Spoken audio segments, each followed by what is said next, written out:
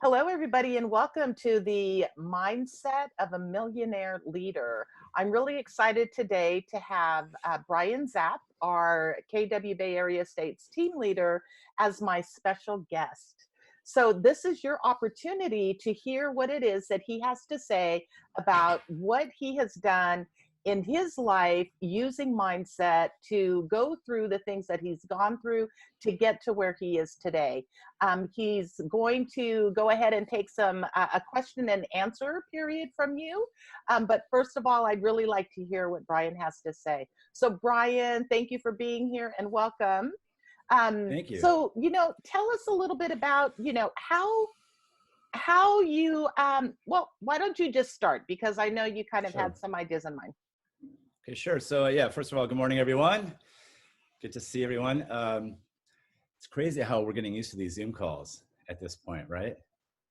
And to Mm-hmm. see everyone's background too. So anyways, so Edith asked me to participate in this session today, some point at the end of the day yesterday. So I was thinking last night and I'm thinking this morning, what am I going to say? What am I going to talk about?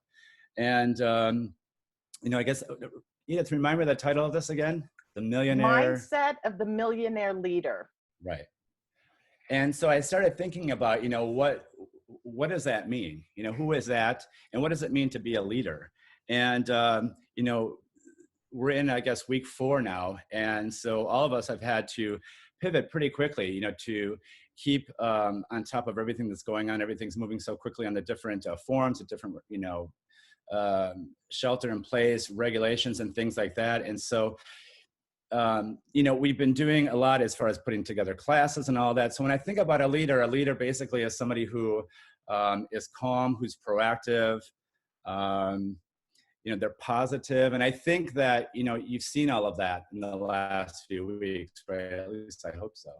And another word came to mind, and I think about empathy, right?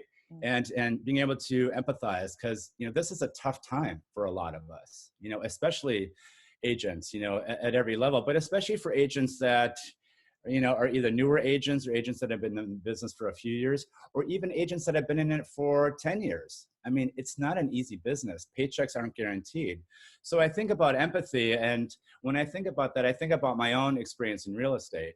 And, some of the feedback that I've received since this all started is, it's great what you guys are doing. We love hearing from, the owners that are here in the group and the top agents and everything. We love that because there's a lot to aspire to.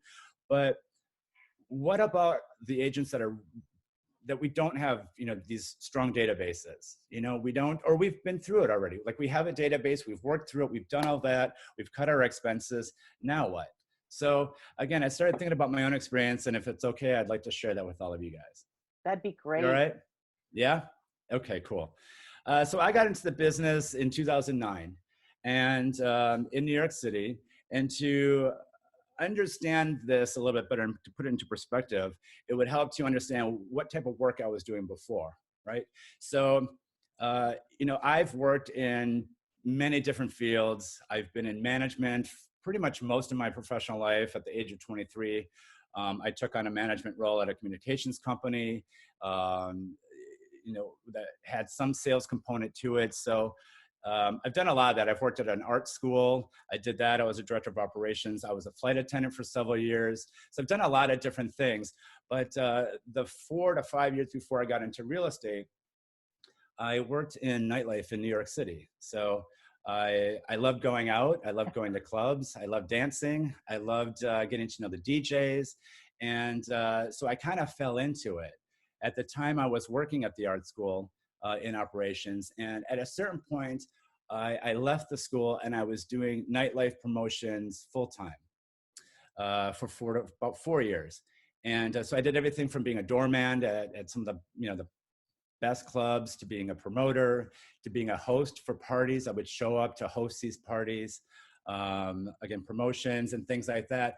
And so if you know anything about being in the nightlife or the entertainment business like that, it's very short-lived. There's a very, specific longevity to that, and it's very short. So at the end of, that stint, I started looking around thinking, what am I going to do? I always loved the idea of getting into real estate, especially New York City real estate. Before I moved to New York, I used to read, at the time it was the Village Voice, and I would read everything about real estate. Anything I could get my hands on with New York City real estate, I thought it was sexy. I thought it was, sophisticated. I just thought it was so cool and so badass. So I wanted to be a part of that. I'd read magazines, books, watch TV shows, anything I could to get a peek into that New York City real estate. And so that's what I did. So I decided to go get my license, and I did that. And again, to understand this, I made no money in nightlife. Like, you make no money. You're chasing around trying to get paid.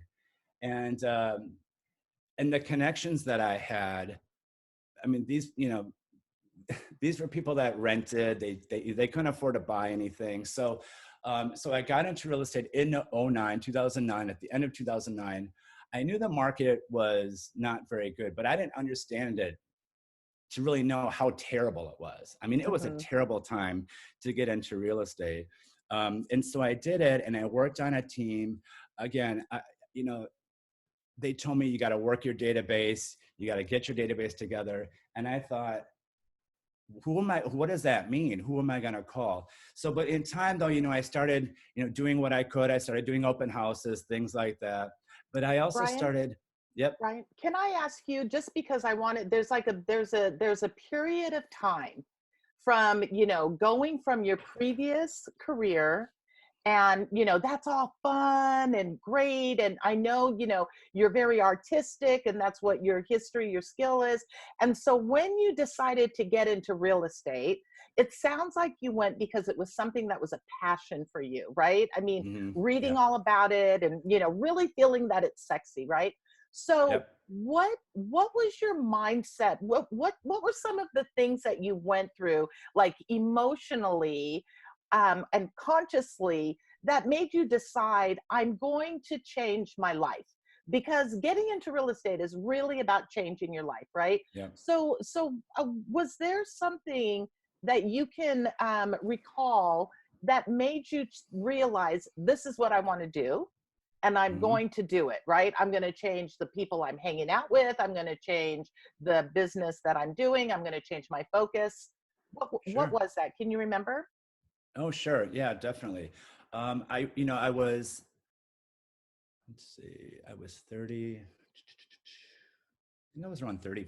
Well, how old am I now? 36. I don't know, I forget. 37? How old are you? Yeah, how old am I now? No, I think I was around 35-ish, 36 when I got it, when I made that life change, I guess, if you will. And no, I remember very clearly, I really wanted to change my life. Yeah. I wanted to, in a sense, I hate to say this, I wanted to get into that next phase of adulthood. I And was I'm glad that you 35, said that. 36. I'm glad that you said that, right? Because that is how a lot of people feel. Like, they may not be able to articulate it or focus on that's what it is. So thank you for being honest and vulnerable and sharing. You were Yeah, ready to sure. be an adult. Yeah, that's really what it was. I was running around the clubs for many years, and even before that, I was very much a part of that scene, though I wasn't working in it before. But yeah, I had fun with it. I made some of the best friendships that I still have to this day. And it's something that I truly cherish. But I was really ready to get into that next phase, take that next step in adulthood, and grow up. you know Mm-hmm. and again, there was something about real estate that, well, first of all, I loved the sort of the entrepreneurial spirit of it. That sort of runs in my family in different businesses and things like that. So I loved that idea of it, and I wanted to build and grow something that was my own. I wanted to sort of have a legacy for myself at a certain point. So the passion was definitely there. When I think about, I guess my mindset was, this is it. I have to make this happen. Mm-hmm. I didn't have anything else to fall back on, Right. and that was okay too, because it wasn't like I was getting into real estate as if I have nothing else to do. I don't know what else I can do. There were certain elements to that, but the driving force behind it was this is this is how I want to spend the rest of my life, is in something in real estate. This is what Right. I want to do. This is what I want to make my mark with. And Right. So I would right. imagine then, right? Like, I mean, you and I have talked a lot, but I would imagine when Greg had talked about the boats, Yeah. right? Yeah, that really resonated with me. I hadn't heard it framed that way before, but I mean, that was brilliant to me. That was spot on. And that's really what it was. That first year that I was in the business, uh, to say it was tough is an understatement. And again, you know, I didn't have any money saved. I don't have family money. I had nothing to tap into. It was really sink or swim, and that's the reality of it. And that's how it was for several years. You Hmm. know, um, but I learned everything I could in those first 2 years. I learned how to work on expired listings. For me, that was kind of my pillar, if you will, at the time. And that's where I saw a lot of success. I was able to get listings by working expired listings. And I had a whole system in place. It took a lot of research, online and stuff like that. We didn't have coaches like KW has all the coaches and all the training. I mean, I've never seen anything like this. Hmm. And then It's, me.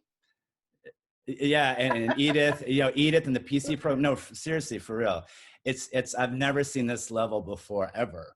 And, but anyways, besides that, that's so when the market changed, when the market shifted, which is going to happen here, guaranteed. I mean, I think everyone on this call knows that, right? It's just, Right. how do we get through this place that we're in right now? And definitely it's patience, perseverance, all that. But when the market changed, I was so ready for it. And then that's when things took off for me. But before that, I mean, I remember I had to borrow money from a friend to pay my rent. I remember having $10 to my name. I ate peanut butter and jelly sandwiches for a week because I literally just had no money. And I mean, I remember the first year and a half to 2 years, I never went out on the weekends. I'd see my friends. We did things that cost no money or barely any money, right? And oftentimes I would actually just stay home because I was so focused on just making this work. I wanted Hmm. this real estate career to work more than anything. So I would stay at home, do nothing. And I remember, my friend saying, "Don't you want to come out?" And I did. I mean, I wanted to come out. I wanted to go out and hang out and party and all that stuff, but I just couldn't. I couldn't afford to do that. And it was very lonely at times. And it could be depressing at times as well. But I wanted it so badly. And I knew that those were the sacrifices that I had to make. So when I think about like everything that's happening right now, and a lot of agents, a lot of us have downtime. And so you're sitting at home and you're thinking, you're probably scared, right? You're probably thinking, what am I going to do? You look at your money situation, your financial situation, and trust me, I know it's tough. I know it's scary. And that's why I go back to how I started this. I empathize, um, but just know that if you can just hunker down, and I know we all want to know what the magic word is. What's the secret potion? And I'm just telling you, just persevere and just hunker down. And there is a light at the end of the tunnel. I love that, Bryon. That was and as Judith had said, that was very refreshing to hear such Yes. honesty and vulnerability. So thank you for that. Mhm. By you sharing that you had made the choice, right? Like every person has the gift of making a choice at the time the decision is to be made, right? When there's an Mhm. opportunity to choose, you could choose one way or the other. And it sounded like you knew that what your goal was was to be successful in real estate, and you were willing to choose either go out or stay home. Realize the reality of your situation is that you didn't have as much income as you had before, but you were willing to do what you needed to do to continue and persevere with what your goal was in a career. Yeah. Yeah, absolutely. And excuse me. And it really is all about choices. I saw it today too. Fear is an option. It's choices. It's options. It's what we decide to do with it. That it's that fork in the road. You know, am I going to go down this path and be afraid and freak out and worry and all of that stuff? Or am I going to just stay super focused, just, you know, have that big why, that goal, whatever it is for you, however you define it, you know, have that in your sights and just stay true to that, you know, Mm-hmm. and know that along the way, it's going to be uncomfortable. You're going to have down days. You're going to feel like, "Ah, I just want to quit. I just want to throw my hands up, you know, but think about that boat that's burned or whatever analogy you want to use. Right. And just keep doing it. Sorry, go So ahead. I know that what you're doing then, right, is that you're sharing the struggles that you had experienced when you went through the beginning of your career, which at 2009, that was a difficult time to get into real estate. So, number one, I commend you for being in real estate at that time. So now that you're expressing what it was like, I'm sure that there are agents within our office and within this call who are experiencing those emotions, right? Like, you know, they can choose between going into fear or going into faith, right? Mhm. Fear of what's happening, that their business isn't going to be able to sustain them, and then the choice is to go with that or to go with faith, faith in themselves, faith that they have all of the tools, all of the skills available to them. So what is it for you as a leader, right? Like, what would you like to say in this moment, Bryon, in this moment to your troops, team leader? Wow, that's a big question. What would I like to say? Um, hmm, I know you got it. Just go into your I heart know because I know you got it. that's a big one. Stay Let's the see, what would I like to course. say? Huh? Stay the Stay the course, yeah. course, right? It really is stay the course, you know. And I guess before I get there, you know, again, I keep going back to this idea of empathy and togetherness, I guess, right? Mm-hmm. Empathy and togetherness. And, you know, my advice, I guess, is simple, really. And it's, you know, when you feel the world is crashing down, which I'm sure some of us feel right now, uh, you know, the answer can't be found on your own sometimes. So, you know, call on someone who can say, that stinks, I understand. Or even better, if it's someone who can say, you know, that really sucks and it happened to me, whatever it is, you um, know that you're not alone and reach out. And whether it be your fellow colleagues, you know, whether they be newer agents, if that's where you're at, or a mentor, or someone that you can really connect with, or me, or Edith, or Mark, or whoever it is, or the staff, just know that you're not alone. You know, foster this sense of togetherness. And again, I think we've all heard, you know, different things about strengthen your database, you know, reach out, do the care calls, all that stuff, right? I think we all know that at this point. So what I want to really just, you know, sort of drive home here is, yes, stay the course. You know, if you need help doing that, we all do. Don't be afraid to reach out and just connect with somebody. Um, because Mm-hmm. again, this will be short-lived. Ride Mm-hmm. it out for the next 2 months. Don't do it alone, and just stay the course. Have in your head, where do I want to be? Think of yourself as, you know, I am a successful real estate agent. I'm already Right, there, right, right? Again, right. it's in Like, your mindset, right? Think of yourself as, I'm already that agent that's killing it, you know? So when you come out of this, you have that mindset, you're pumped up, you're feeling confident, and you're just going to go out there and you're going to kill it. I love that, Bryon. Thank you. So it's the mindset of, you know, already believe that you Mhm. are that millionaire real estate agent, right? Already believe. And we've got a couple of things that are supporting that belief, right? Number one, we are connected to each other. And you and Mark have definitely made sure that we've been connected. Like, we're all in this alone experiencing it at home, but we're all in this together, right? And I love that it's that feeling of, like, you know, you are helping us to remember that. So thank you very much for that. And the way that you're helping the individual agents who come to talk to you, I think that that's awesome, and that you always have your door open for people to talk to you about what's going on with them. And the way that you've got your staff being able to help all of the agents, right? Like that is really a wonderful way of leadership and of showing support for the agents in your care, right? Thank you. Yeah, I appreciate that.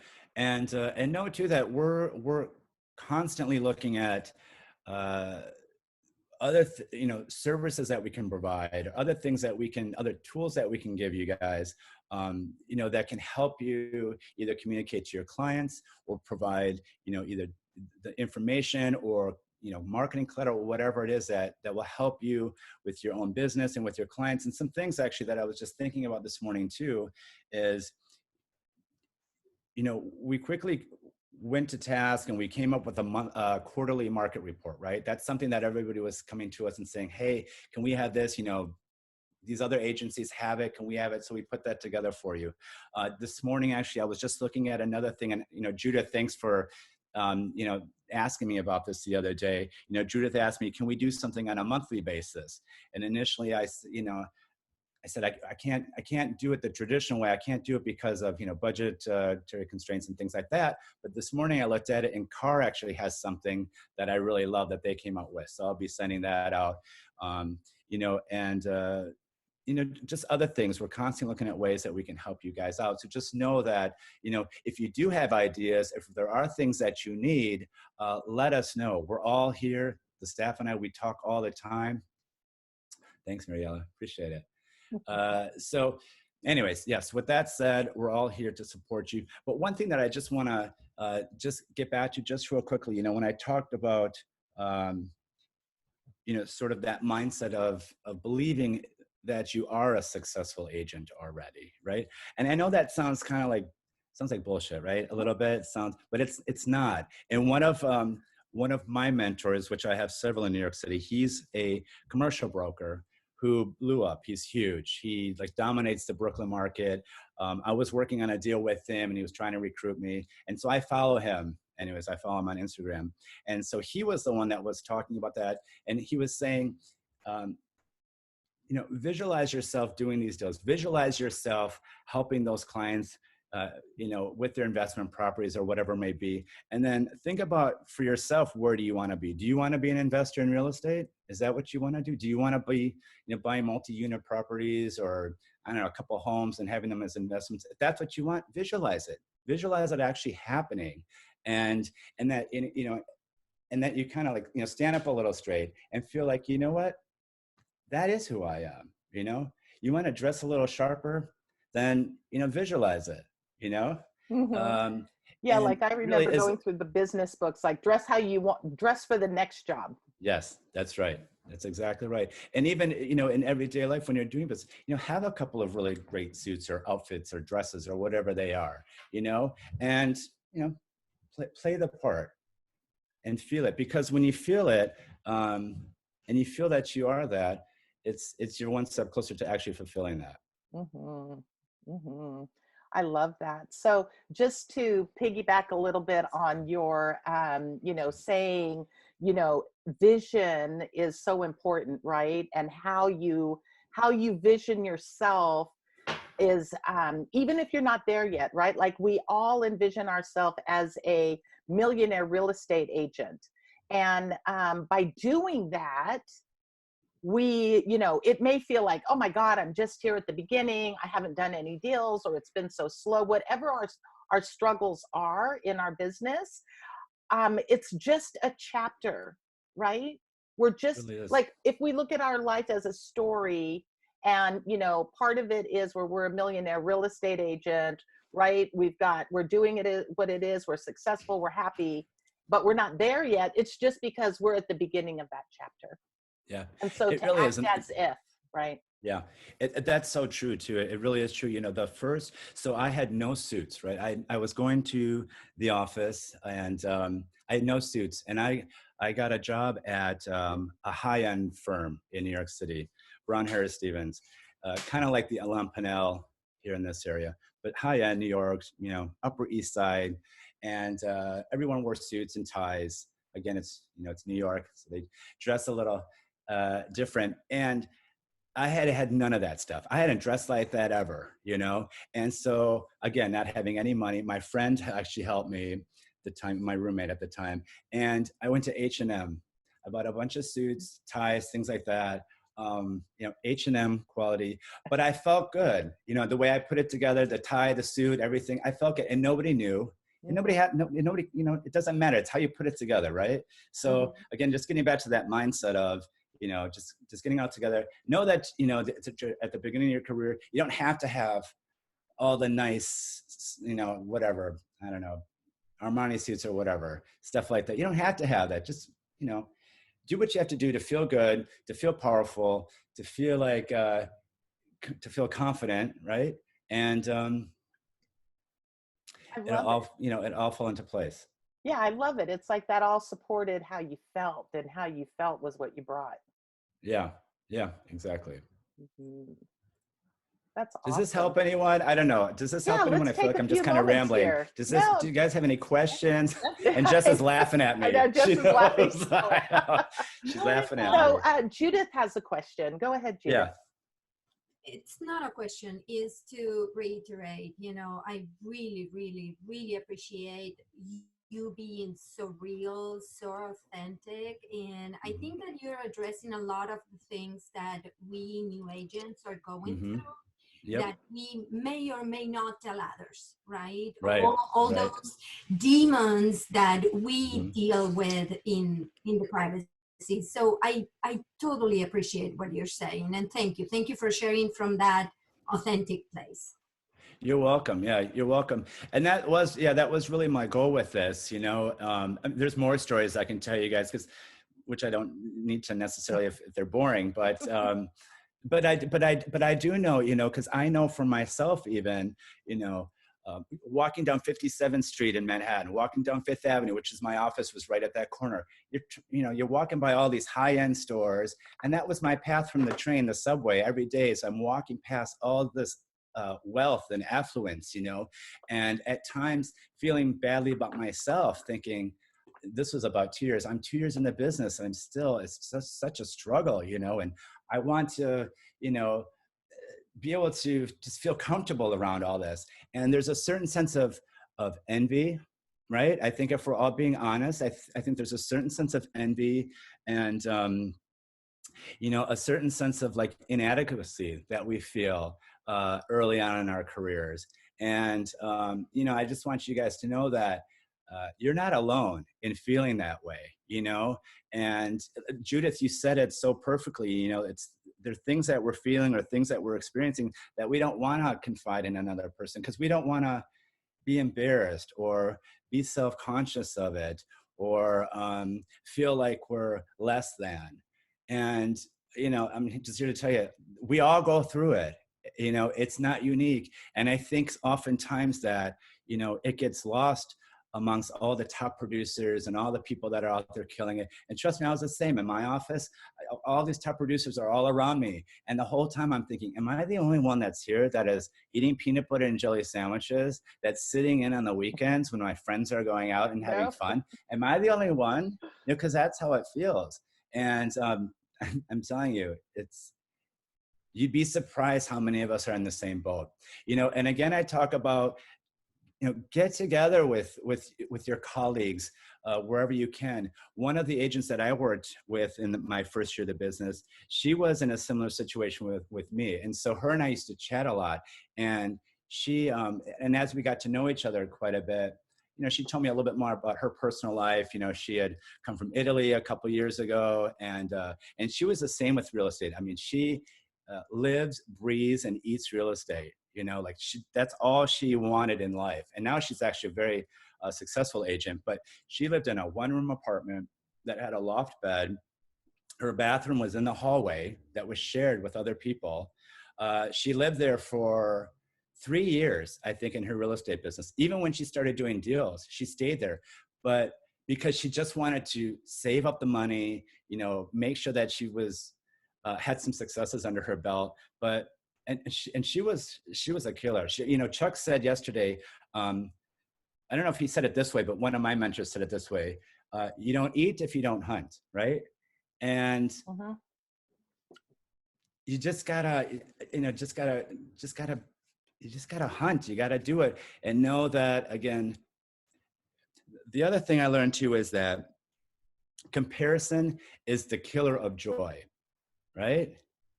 And so when I used to walk down 57th Street and Fifth Avenue and look around and just think, oh man, this is depressing, you know? It's not until later in life now where that really clicked for me. Comparison is the killer of joy. You just can't do it. You can't do it. You see top producers that are making it, or you see, somebody does $17 million in sales in 1 month. You can't think, well, they don't have it so tough. They don't know how bad it is right now, but just know we all have a story. We'll all have a backstory. This isn't unique to any one person, and really just get together with your colleagues, get together with, even if it's one person, just connect, share things, and we'll get through this together. I want to ask you, so, you're saying that comparison is the killer of joy, right? So then, comparison is looking out. What is it that you recommend that we think about when we look within then to bring our own joy, to create our own joy? And to create our own joy. That's an interesting question. Yeah, I'm asking you to go deep, Bryon. Yeah, no, so, I mean, I think it's a little, it's a little different maybe for each of us, but I think fundamentally there's many things that are true for us all. I know for me, I got into volunteering. So, again, I was new in the business. I wasn't going out to the clubs anymore. I don't know, I always wanted to do something with kids or disadvantaged kids or something. I didn't know exactly what, but I wanted to get involved in some way. I had grown very close to some young cousins, I guess, in my family, that were 3, 4, and 5. And I just loved kids. Like I tapped into that part of me that I didn't really know was there. And I just loved and adored kids. And so try to figure out, okay, what can I do? So anyway, so I started volunteering, and I volunteered on Saturday mornings for a few hours with a program that provided recreation for kids with autism. And so I started doing that and just fell in love with it. Fell in love with the program, fell in love with the kids, the instructors that were there as well. And I did that for 5 years. I did it every Saturday. But the thing for me that, that was really powerful too. I remember the first day doing that, walking out of there. And you have to understand too, it's interesting. You guys probably wouldn't believe this, but I was actually really shy. I was a really shy person. Yeah, I know, it's crazy. And so getting back into the professional world again after being out in the clubs for so long was challenging. It was very challenging. I had to build up my confidence again. I had to learn how to speak with professionals and hold myself a certain way and all of that kind of stuff. And so volunteering was scary. That first day I was scared. I was scared to do it. I was scared to are the kids going to like me? Are they going to think I'm dumb? Are they going to think I'm boring? Are the other volunteers, are we going to get along? And I had to tell you, I left there, I felt like the greatest high you ever feel. Like on a, when you get off a roller coaster, or I don't know what, who knows what, just something, my adrenaline and my endorphins were going like crazy. And I thought, this is it. This is what I've needed for so long. And it just gave me this confidence. And then over time, of course, it gave me this confidence. You talk about joy. I mean, I would wake up on Saturday morning. I couldn't wait to run to the train, get to the school, see the kids. I mean, really, I just loved it so much. And then the people that I met along the way, they're still some of my best friends to this day. So I think, trying to find joy within, you got to find something that you connect with, whether it be volunteering, helping other people. I mean, those kids gave me more than I ever gave them in a million years, And so, yeah, so you there's gotta a couple of find things out. there. Yeah, there's a couple of things there, right? It's like, by you giving, right? Like that gave you a feeling of like, well, I don't want to put the words in your mouth. So when I volunteer, I feel like that there's like a purpose to why I'm here, right? Yeah. To help others is a beautiful, beautiful gift that we give to ourselves, because it's like we get to put our heart out there, our love out there. And then the joy, especially with the kids, of how they reacted to you, I'm sure that joy just fed you, right? And Mm-hmm. so then in this story that you're sharing, you talked about being afraid, right? Mm-hmm. Like being Mm-hmm. afraid of the unknown. And that's kind of like where we're at right now, right? Mm-hmm. And I love that you say, when you were afraid, but you still went and you did it, right? Mm-hmm. You had made the commitment, you had decided that's what you wanted to do, you still went and you did it. And I think the analogy of it feeling like a roller coaster ride, it's like you broke through that Mm-hmm. terror barrier. And when you got to the other side of fear, how beautiful was that? So Mm-hmm. thank you for sharing that story to help us remember that, we can be afraid, but that doesn't mean that we have to stay there. We can move forward. It's very true. Yeah, it's very true. And I think one of the greatest things in life that we can do for ourselves is to face those fears and to sort of overcome those fears, to move past them, whatever they may be, because we all have them.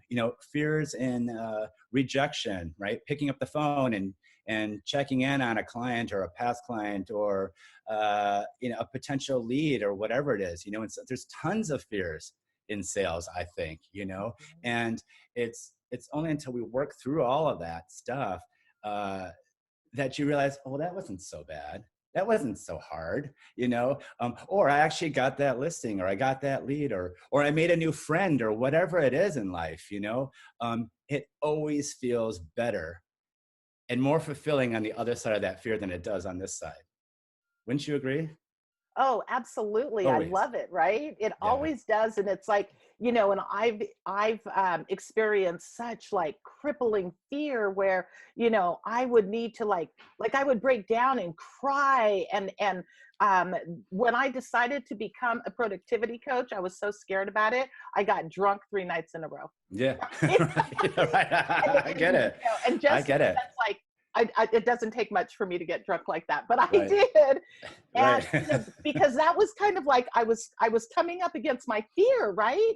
And so I have a feeling that that's what's going on with a lot of people, because alcohol consumption has risen 55% during this whole shelter in place, I right? believe it. Yeah. So yeah, it's like building up to the fear. And I think it's really a matter of you believing in yourself, right? Yeah. Believing that what you have to offer is of value, right? Yeah. I mean, those kids, they needed you. And that's kind of like with your agents, right? Like your agents and their database, like their database needs them, Mm-hmm. right? Like sometimes we forget that they need us. Our job is just to let them know we're here and how we can help them, right? Well, yeah, it's so true. I mean, think about the last time that you talked to, I don't know, a friend that you haven't talked to in a while, that you were sort of thinking, do I really have to go out tonight to dinner? Do I really want to go out? I'm feeling kind of lazy, or I just want to stay at home, or whatever it is, or I don't know, Yeah. calling your mom or your sister or your brother, whoever it is, and I'm just kind of talking from personal experience. Sometimes I'm like, I don't want to call my mom. I'm lazy. I've worked all day, or whatever, or I don't want to go out to dinner tonight, but then you do, and you have that moment where, I'm talking to my mom, all of a sudden she's got some challenges she's having or whatever, and we talk through it, or then we start laughing or reminiscing about something, and then she feels great, I feel great, and that you turn their day around, or that your presence with them and your friendship or your relationship help them out in some way, whatever it is, and that comes back to you, right? Because anytime that we feel like I don't know, we're purposeful in other people's lives, or we help them in some way, uh, that's great. That's the best feeling in the world, I think. So Well, I I would forgot what your imagine question that. is, but Yeah, no, that's beautiful that you just expanded on it, right? Because, you know, as the team leader, you get to help all of us. yeah. So you must really, I mean, if you ever stop to think about it, Bryon, I mean, how fulfilling is that, right? It is. Yeah, it is. I mean, I definitely don't do it alone for sure. Mhm. I'm as good as, my team is. Mhm. And that includes, some of them that are on this call, that includes you, includes, um, obviously the ownership group and all of us together collectively. So, but it is an awesome responsibility. And it's one that, I don't take lightly. I understand the significance of that.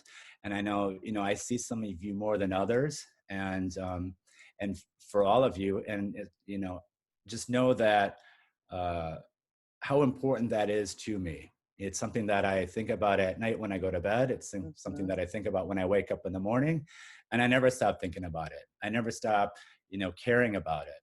Um, That's but I awesome. love it. Thank you. Yeah, but I love Mhm. it. So, you're getting lots of really good comments in the chat, and I'm gonna make a copy for you so that you can get it, Okay. because it's really you're really getting the love right now, Bryon, Oh, and thank people you. are really hearing you. So, thank you for speaking so eloquently from your heart. Right now, you guys, let's hear from some people. Make this a little bit interactive. So Yeah. raise your hand if you want to either just say something. Morella, you want to go ahead and say something?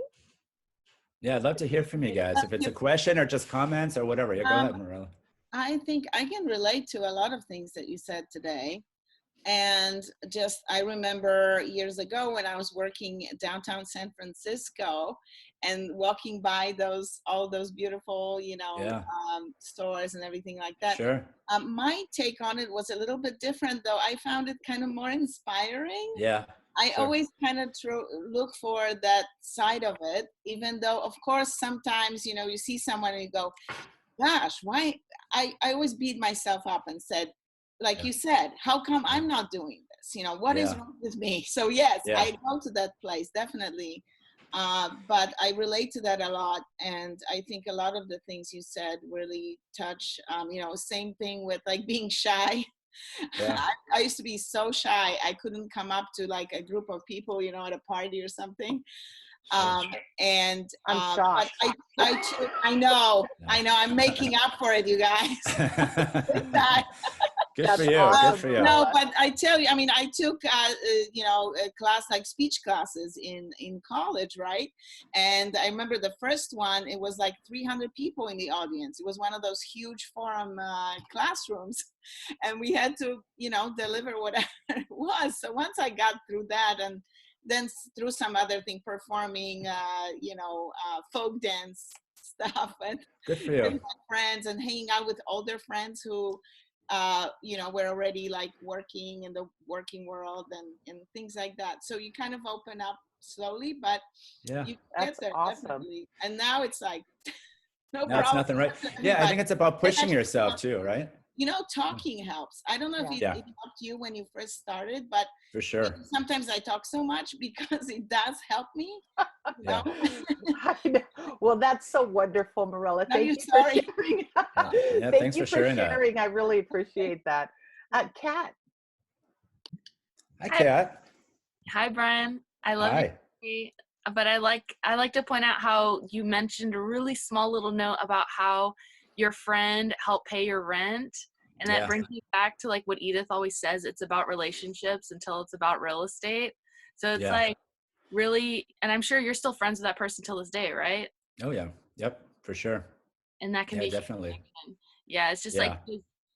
you don't people don't realize, because we can do it for people too, those little services. Like one of my best friends for life, it was in college, I barely had any money. I was peanut butter and jelly sandwiches and carrots for snacks, and Yeah. all I had was white rice, and he said, well, I got hot dogs and some frozen veggies, let's make fried rice. Love So, it. I love like that. the little service, like Yeah. now he's gonna be my life like the rest of my life. Just Yeah. It's like those little acts of kindness, right? And caring is what it's about too. Goes a long way. And yeah, like I said, it's 20, Jesus, I don't know, 20 years later or so. And these people are still in my lives, and we still reminisce about things, and we'll look at where we are now. And we're just so grateful, so grateful for everything, and so thankful and so grateful for each other, and it's really empowering too. It really, helps shape to who you are Yeah, that's really in beautiful, life. Kat, that you brought that up. I mean, you got me emotional, right? Just thinking about the people in my life who have believed in me and who have supported me. And I got a lot. I've got a lot of Mhm. people. I'm sure we all do, right? And so you just moved me to emotion. So what that brings up is gratitude. Like, what are your thoughts on gratitude, Bryon? I mean, it's everything, you know. I, you know, one thing that sort of struck me that I didn't realize at the time was, you know, when I got into my professional life again, and I was in this very vulnerable place, and you know, didn't have the confidence and all that kind of stuff, you know, along the way as I started as people started to believe in me and trust in me and want to know me, I was so grateful for it Mm-hmm. because I didn't, you know, I didn't have that in the professional life before that, you know, for a few years, and so. And I was also very grateful for my family and my friends and for, you know, just being there and caring. So I always made it a point to be, to show that as much as I could, because I never wanted anyone to feel that I wasn't appreciative, you know, or that I wasn't grateful. So that's something that now has stayed with me, you know, and then some. And um, I think gratitude is everything. Mm-hmm. Yeah, I think Really, that, it's as simple as that. right. I think that when we are in gratitude, then we see the blessings that Yeah, are with us right now in this moment, right? And then Jelaine had put in the chat, what you focus on expands. So yeah, if you remain in gratitude and you count your blessings, and then you focus on where you're going, and along your path you count your blessings, then you know hmm, that's where that solid foundation and that joy and being able to focus within so that you can give out, right? yeah, So yeah, that's beautiful. So we are heading into a new way of life, right? Right hmm, now we're in the transitional period. We've got a new way of life, and you know, real estate will change somehow. hmm. You know, do you have a vision already set for where you want to take your agents? Sure. Well, I think just on that note, you know, if you look at everything that's happening right now, there's essentially a tidal wave of change happening right now, wouldn't you say? Yes, And absolutely. but I think with that, you know, um, I I think it's a time to embrace the change, because with change, uh, and big changes like this, it affects even future changes. So I guess what I'm trying to say though is, uh, think about, you know, potentially a surge of sellers that all of a sudden, you know what? Wow, this was huge for me right now. You know what? I want to make that shift in life that I've been thinking about for years now. I'm going to do it. You know, so maybe there's a surge of sellers. Maybe there's Mhm. a surge of buyers when this all, you know, changes. Maybe there's sellers that decide, nah, I don't like this agent over here. I want to go sell with you. So you just never know, right? There's Mhm. things that are shifting, that are changing right now. So I guess that leads to opportunity, which we've been talking about quite a bit. So just remember that. Um, and I think, you know, one thing for me as a leader, one of the responsibilities that I have is to, well, to embrace the change, right?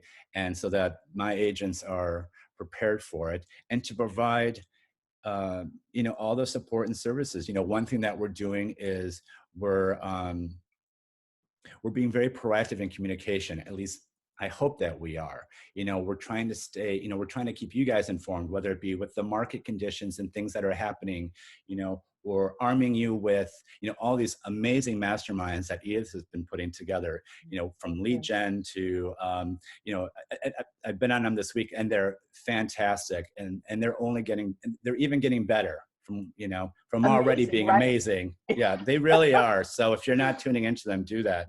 You know, script practicing. I know that you've done a little of that. I think that's coming up as well. Mhm. Um, so, so that's one thing. Another thing is, you know, embracing the technology. We're, you know, we're working on that with you guys, with Command, you know, with Zoom even, and you know, I know David John Bruno has done some other stuff with other tech tools. So, my responsibility is to make sure that you guys have all the support and all the tools that you need to ride this out and come out even stronger on the other side. Yeah, and it's really evident, right? Like you are supporting everything that's coming out, and it's been amazing. So thank you. So you guys, we have a few minutes. Anybody want to say anything?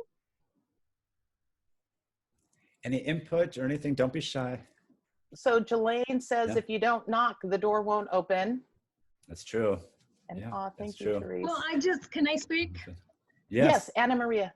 I just want to say thank you, Bryon. Thank you, Edith. I mean, I think this is amazing. Like my heart is just like overwhelmed right now because so many things that are so dear, right? And it's like KW is such a great company, and it's amazing that you guys don't only worry about, helping us be productive, but really, help us find our big why and how to do it. And it's just amazing. I'm sorry, when you shared about your community service, and I have my little grandson who's autistic, and it's like, if I can just find that joy, in doing something, it's just amazing, right?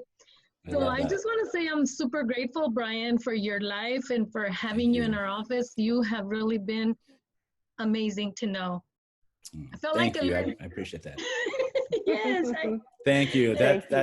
That's so sweet and so kind, and I really take that to heart. So thank you. I appreciate that. Oh, you're welcome. And of course, Edith, and then I can go on Jessica right there, and I see Kat and everybody. We're just such a beautiful family. Thank you, guys. Thank you for being a part of my journey and my life. I really am thankful for each one of you on the call. Yeah. Thank you. Thank you for being part of ours, Anna Maria. Same here. Absolutely. Else? Thank you for that. Thank you for sharing that. Anybody else want to say anything? We've got just a few more minutes, and I would love for Bryon to hear from you. Hi, it's Susanna. Sorry, Hi, Susanna. I don't have the ability to have video right now. I'm actually going to be showing a property, but I just wanted to say that I'm so grateful for you, Bryon, and your team, and being on this journey with you. You have made things so easy for us, and you've actually taken my business to the next level in terms of how the look and feel and how I present myself and how I work and how I reach out to my clients and prospect. I'm way more comfortable prospecting now because of you and your team. And I just want to say that I totally love you. I've always felt this connection with you, but just knowing who you are and where you came from just adds that other level that you're really dear to my heart, and I'm extremely grateful, and I just want to say that. Oh, thank you. That's very kind. I appreciate that. Thank you, Susanna. Thank you, Susanna. All right, you guys, we got the love flowing. I know. You guys made my week. I can't tell you, honestly. It's been a little bit of a tough week this week. You guys have by far made my week, so I appreciate that. The love. Yeah, I feel it. You guys are great. Yeah, this is great. So Joel is saying, thanks, Bryon, for sharing today. Reza, thank you for sharing your experience. Terrell agreed. I'm so appreciative of you, Bryon. Oh, and me. Thank you. The whole Keller Williams family has been amazing. And yeah, like I said, everybody has really said some really beautiful things. So I want to make sure that I get that to you. So anybody else? I mean, we've got 4 minutes. Okay, so Bryon. There we go. Yes. Closing words. Our team leader that's really supporting us, helping us to be the best that we could be. What is it that you would like to close off with? Boy, you always post such big questions to me. I know. This is the mindset of the millionaire leader. I know. Right? No, and I love you for it. I love you for it. Heart, right? And everybody knows it's about the heart for me. So no, I love it too. Well, first, I really want to say thanks to you, Edith. You asked me to be on this, and I I was hesitant. You know, of course I said yes, but inside I was dying. I thought, well, what am I going to talk about? What am I going to say? Do I have anything of value to even say? You know, so I knew so I you really did. Yes, I really appreciate this opportunity, this platform, and thank you to all of you for, you know, your love, your participation, and the wonderful feedback. So, I guess in closing words, really, you know, I just want to reinforce the empathy and togetherness. We're all here together. Lean on somebody else. Reach out to me.